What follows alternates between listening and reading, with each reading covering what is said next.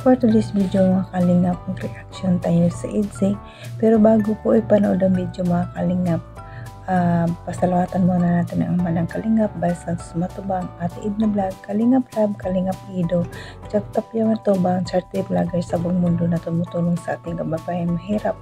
Nandyan din po ang reactors natin, si K-Boys at mga reactors na kasama namin sa KCSD. Suportahan natin mga kalingap at ang iyong lingkod sa araw na to, Jasmine Survive channel. Kung hindi ka pa nakasubscribe, please subscribe and click the notification bell para update ka sa aking mga video na ina-upload mga kalingap. At ito lang ang masabi ko mga kalingap, panoorin ng video bago magkomento para alam niyo talaga ang nilalaman nito. Tara na mga kalingap, panood na tayo ng video at samahan niyo ko. Tara, let's go. 1, 2, 3, go! Papaido, lagi ba dito? Bihira naman. Minsan madalas naghahatid. Sabihan mo na huwag masyadong magpagabi. Opo, talagang sinasabihan ko kuya. Saka huwag araw-araw ha, yung paghatid. Hindi po, pag ano lang, pag may time talaga si Biancy, magpapahatid, pumupunta siya rito. 3 times a week, pwede yun. Pwede na po. Pwede kasi na pag araw-araw, kasi nag-eskwela pa si Biancy. Nag-eskwela pa din. Baka matukso. Baka matukso, yun ang tama talaga. So yung mag-asawa dito, kumusta? Ano masabi mo sa iyong mga biyanan? Ay, ano lang muna pala? Short visits daw po. Magandang umaga po. Night time. Ano ba tanggalin? Mag-ano ka? Chicken pasta? Chicken pasta hindi. Nagpalisan ka? Okay. Ano pa yun, sir? Nagpapapogi. Yan po. Hello po, magandang umaga sa lahat. Magandang umaga. At po, grabe. Nagulat ako na pagbisita ko dito po. May bakod na, tapos una pala yung tindahan na pinapagwapusan niyo po. Congratulations po. Dahil another blessings na naman dumating sa buhay niyo. At po, sa sunod, another business na kayo. Bukod sa bubuyer na inaano niyo po. At manahin niyo po, yung mga pinibigay po, pagpahalagaan po natin at pag-ibayuhin paano para sa inyo pong pamilya at para kay Biancy. And po, thank you so much po sa lahat ng tumutulong sa kanila. Deserve nila natin ito kasi napakabait din po talaga nila. Thank you po.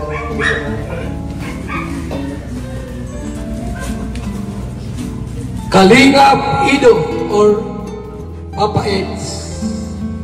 At salamat po sa kanya dahil talagang yung time niya po, yung oras sa pag-aalaga kay Biancy, ayan, lagi siya dito, no, para kumustahin ang pamilya po nila. Ang Team Kalingap puan niya yun eh. Guys, magiging na tayo, magbubukod na tayo guys. Bubukod na po mga kalingap. Ginagambas niyo ako eh. Ayan tuloy. Gusto niyo pa akong duda sa bahay. Bubukod na guys. Dami yung dududa sa inyo. Yun na yung announcement. Doon na sa lasyon guys. At itong paspasan at mga kalingap. Paspasan na daw ba yun? Boyfriend ka daw pag 18 mo, sabi ni mama mo. Kaway kay Kuya Bon. Nakakakulit boyfriend pero hobby yung ano. Hindi na kailangan ng boyfriend. May hobby na. Wow! Magbubukod na. Uy. Pero selos tayo. Bakit? Sabihin mo lang naman kasi.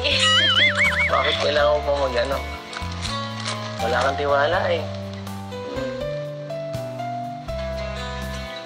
Tiwala ka kasi. Wala na akong gagawin ng sama. Na ikaka-ano mo. Ikaka-hurt ng feelings. Sabihin ka na nga. Gusto mo talaga malaman? Siya ay si M.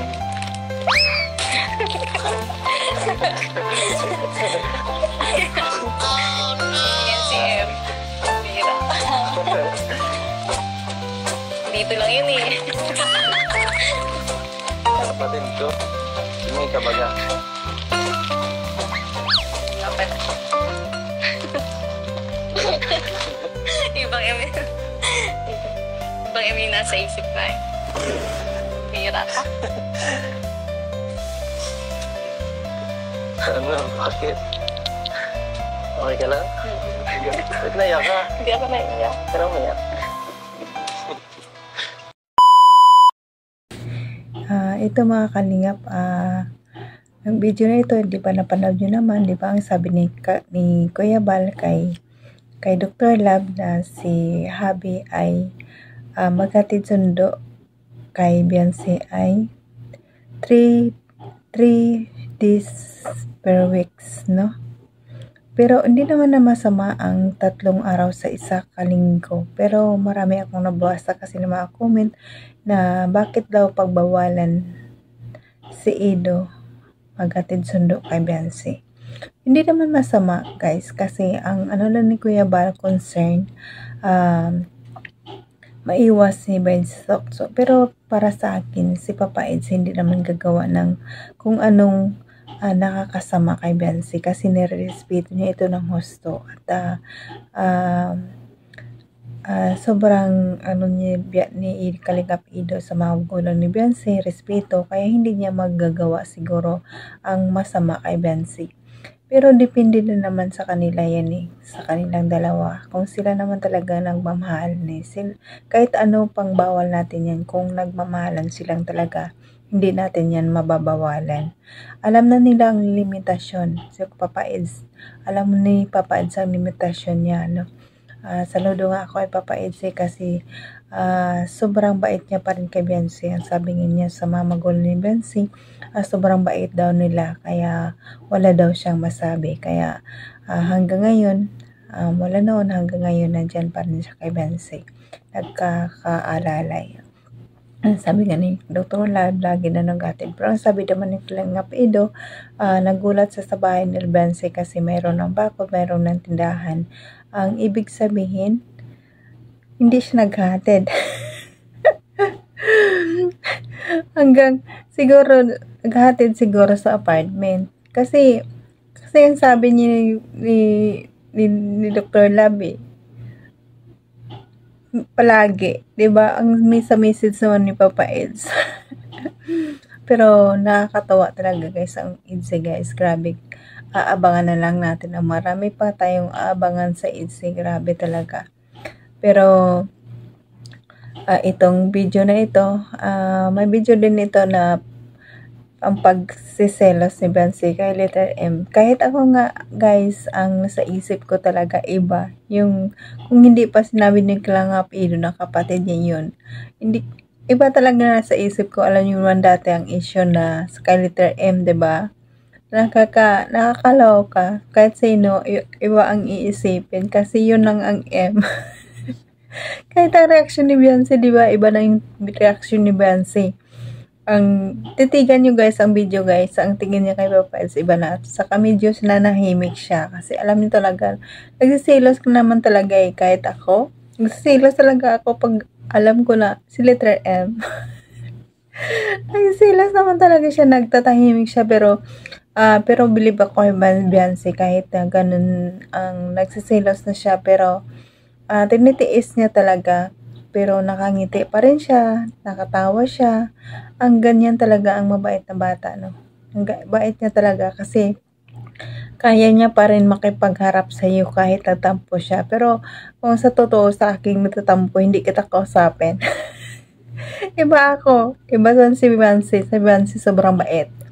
Kasi nagsiselo siya pero kinakausap niyo pa rin si Kalingap Ido at tumatawa pa rin siya. Kaya saludo kami sa kay Beyonce. Sana hindi ka magbago. At yun din ang sabi ng karamihan, huwag ka magbago, no?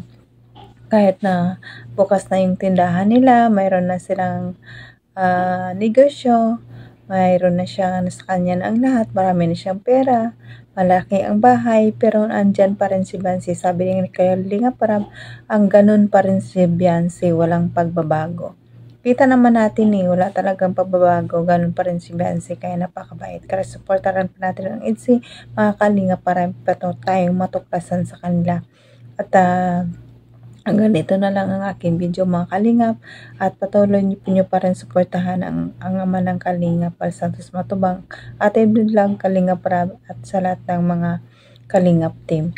At hanggang dito na lang, mga kalingap. Sana supportahan niyo pa rin ako sa next video ko. At salamat sa mga sponsor, mga big sponsor, mga silent viewers, mga viewers. Salamat sa inyo sa patuloy sa pagsusuporta sa Kalingap, at patuloy sa bibigay ng tulong sa mga katulad ng mga beneficiary ni Kalingap Rab. Maraming salamat sa inyo, at salamat kung saan man tayo ngayon. Ingat tayo kasi mahirap tayong magkasakit dito sa ibang bansa, at alagaan natin ang ating sarili. Hanggang dito na lang, mga kalingap, and God bless sa ating lahat. God bless, mga kalingap. Bye bye.